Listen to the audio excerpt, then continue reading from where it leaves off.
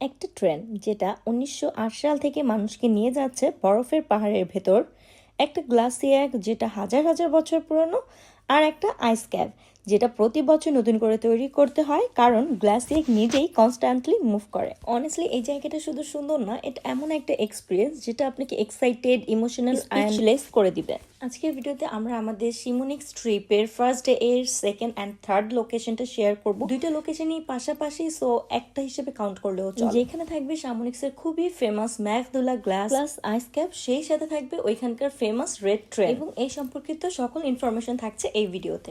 So আমরা আমাদের প্রথম দিনের প্রথম লোকেশন আগুলদো মিদি ট্রিপ শেষ করে ফিরে যাই আমাদের এয়ারবিএনবিতে।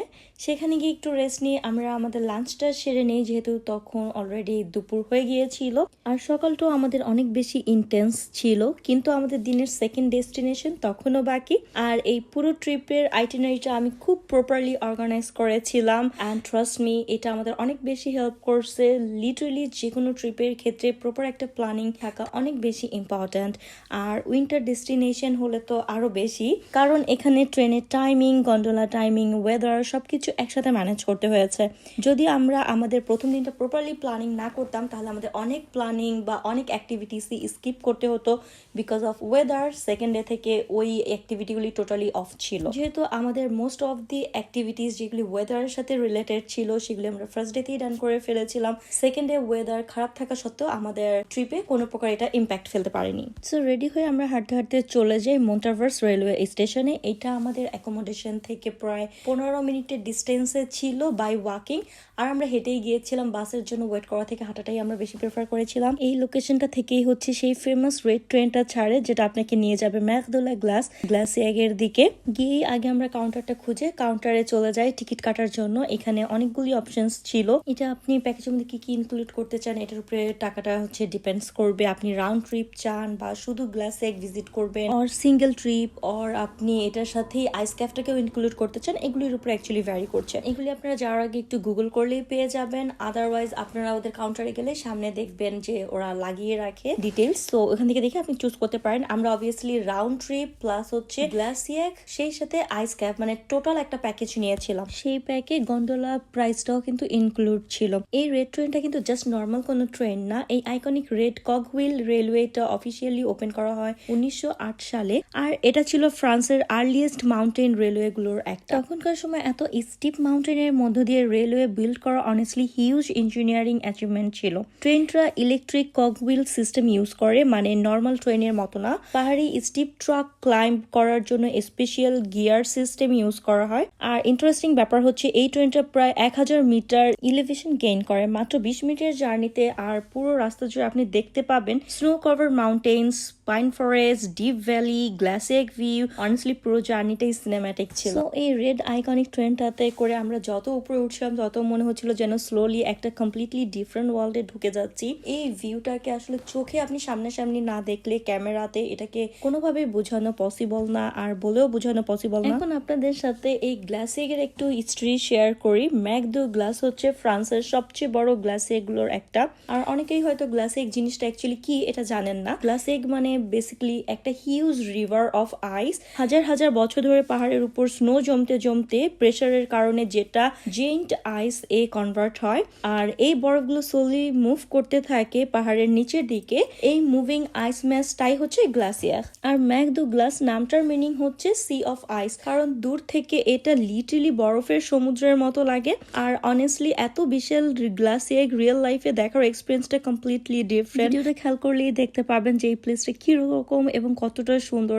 সো ট্রেন থেকে নামার পর আমরা লিটারালি দৌড় দেই গন্ডোলার দিকে, কারণ ক্লোজিং টাইম খুব ক্লোজ ছিল। তো গন্ডোলাতে উঠে আমরা গ্লাসিয়াগের দিকে নিচে নামতে থাকি, আর নিচে যাওয়ার পর শুরু হয় আসল চ্যালেঞ্জ, কারণ আইস ক্যাভে যেতে হলে প্রায় 500 এর বেশি স্টেয়ার বা সিঁড়ি দিয়ে নিচে নামতে হয়। আর প্রতি বছর গ্লাসিয়াগ নিচে নামার কারণে স্টেয়ার্স এর অ্যামাউন্টও ইনক্রিজ হয় প্রতি বছর। নামার সময় যত ইজি এই ব্যাপারটা, তখনও কিন্তু আমরা রিয়েলাইজ করিনি যে উপরে ওঠার সময় কি অবস্থা হবে। সবচেয়ে ইন্টারেস্টিং পার্ট হচ্ছে এই ফেমাস আইস ক্যাফটা ন্যাচারাল ভাবে পার্মানেন্টলি থাকে না। প্রতি বছর গ্লাসিয়াগ মুভ করে আর স্লোলি মেল্টও হয়, তাই প্রতি বছর ওয়ার্কার্সরা ম্যানুয়ালি নতুন করে কার্ভ করে, মানে লিটারালি লিটারালি বরফ কেটে পুরো টানেলটা রিক্রিয়েট করা হয়। আর এই আইস ক্যাভ ট্র্যাডিশন শুরু হয় আর্লি 1940-এর দিকে। তারপর থেকে প্রায় প্রতি বছরই নতুন করে কেভ তৈরি করা হচ্ছে। অনেস্টলি ভাবতেই ক্রেজি লাগে, তাই না? একটা পুরো কেভ যেটা প্রতি বছর রিক্রিয়েট করতে হয়। অ্যান্ড ক্লাইমেট চেঞ্জের কারণে গ্লাসিয়ার গ্র্যাজুয়ালি স্মলার হচ্ছে, যেটা আনফরচুনেটলি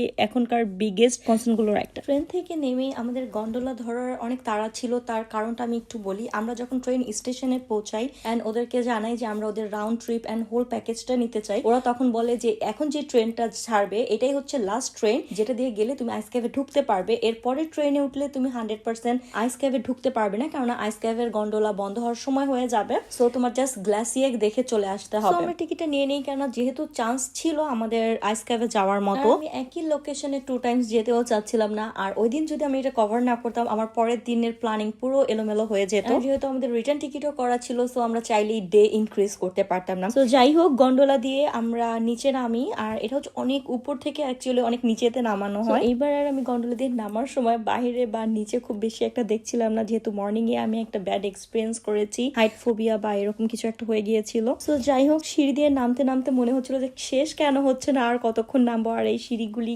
কিভাবে ব্যাক করবো, এটাই মাথার মধ্যে শুধু ঘুরপাক খাচ্ছিল। ফাইনালি আমরা পৌঁছে যাই আইস ক্যাভের সামনে। আর অনেস্টলি চোখ লিটারালি থেমে গিয়েছিল সেখানে। পুরো ক্যাভটা ব্লু আইস দিয়ে তৈরি, দেয়ালের টেক্সচার, বরফের ট্রান্সপারেন্সি, সবকিছু আনরিয়াল লাগছিল। এই ট্রিপটাতে আমার যে কতবার মনে হয়েছে যে আল্লাহর সৃষ্টি কতটা সুন্দর, কত ইউনিক আর কত মিস্টেরিয়াস। আমরা অনেক অনেক জায়গায় গিয়েছি, বেশ কয়েকটা দেশ ঘুরেছি, কিন্তু এই ট্রিপটা অনেস্টলি একদম একটা ডিফারেন্ট এক্সপিরিয়েন্স দিয়েছে। প্রতিটা স্পট, প্রতিটা ডে একটা আলাদা ধরনের অনুভূতি দিয়েছে। ভেতরে যাওয়ার পরে আমরা ক্যাফটা ঘুরে ঘুরে দেখছিলাম, সবকিছু পড়ছিলাম অ্যান্ড অবভিয়াসলি অনেক পিকচার তুলেছিলাম।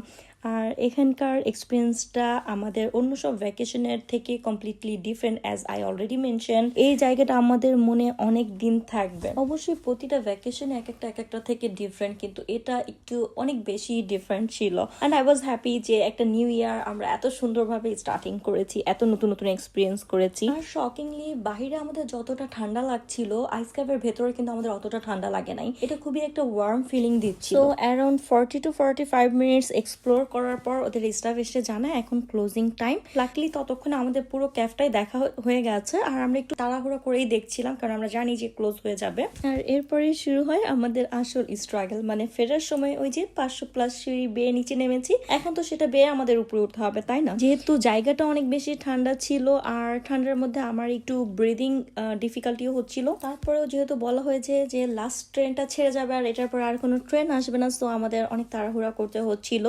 আমি রেস্ট নিয়ে উঠছিলাম, মানে এক ধাপ উঠছিলাম, দেন একটু রেস্ট নিয়ে আবার উঠছিলাম। এইভাবে করে আমরা finally we make it. Meanwhile announce করা হচ্ছিল যে লাস্ট গন্ডোলাও ক্লোজ হয়ে যাবে। মানে ট্রেন তো ট্রেন, গন্ডোলাও ওইটা লাস্ট ছিল। ওটা মিস করলে আমাদের নিচেই থেকে যেতে হতো, কারণ আমাদের সামনে জাস্ট 2টা গন্ডোলা বাকি ছিল, আর বাকি সবগুলি ওরা ক্লোজ করে দিয়েছিল। সো আমরাই একদম লাস্ট গন্ডোলাটাতে উঠেছিলাম। সো সামহাউ আমরা ম্যানেজ করে লাস্ট মোমেন্টে গন্ডোলাতে উঠে পড়ি। উপরে পৌঁছানোর পর আমরা খুব তাড়াহুড়ো করে বেশ কিছু পিকচার্স নেই গ্লাসিয়ারের সাথে, যেহেতু এসে আমরা গ্লাসিয়ারের সাথে কোনো ছবি নেইনি, সোজা আমরা গন্ডোলা ক্যাচ করেছিলাম এন্ড দেন আইস ক্যাভে গিয়েছিলাম। অনেস্টলি পুরো টাইমটা আমাদের টাইমিং এর সাথে রেস্ট করতে হয়েছে। So finally pictures and everything complete করে আমরা চলে যাই হচ্ছে আমাদের ট্রেনে উঠতে। চেকিং ডান করে আমরা ট্রেনের জন্য ওয়েট করি। এরপরে চলে আসে আমাদের কাঙ্ক্ষিত রেড ট্রেন। ওয়েদার ঠান্ডা, দৌড়ঝাঁপ সবকিছু মিলে খারাপ লাগলেও কিন্তু মনের ভেতরে অনেক বেশি শান্তি লাগছিল, কেননা একদম স্যাটিসফাইং একটা ট্রিপ এটা। ট্রেনে করে এই সুন্দর রাস্তা আবার উপভোগ করতে করতে আমরা ব্যাক করি সেই স্টেশনে যেখান থেকে আমরা উঠেছিলাম। অ্যান্ড ওইখানে ওঠার পরে অ্যাজ এটা ক্রিসমাসের পরের মোমেন্টেই ছিল, সো এখনো ক্রিসমাস ডেকোরেশনগুলি ছিল, সেইখানে বেশ কিছু ডেকোরেশন দেখি। অ্যান্ড ওইখান দিয়ে ঘুরতে ঘুরতে আমরা চলে যাই আমাদের এয়ারবিএনবিতে। এখান থেকে অ্যাগেন একটু রেস্ট নিয়ে আমরা চলে যাই লোকাল মার্কেট এক্সপ্লোর করতে, কিছু সুভেনিয়ার কিনি, যেটা এখন আমাদের এভরি ভ্যাকেশনের একটা রুটিন হয়ে গেছে। এরপর হালকা কিছু খাবার নিয়ে আমরা ফিরে যাই অ্যাগেন এয়ারবিএনবিতে, কারণ নেক্সট ডে এর প্ল্যানটা ছিল আরো বেশি এক্সাইটিং। আর সেই দিন প্রায় হেভি স্নোফল হওয়ার কথা ছিল। দেন ডিনার প্রেপ করে আমরা ডিনার করি অ্যান্ড ঘুমিয়ে যাই, যেন নেক্সট ডে আমরা ফুল অফ এনার্জি এর সাথে এনজয় করতে পারি। So wait for the next video, that will be too much fun.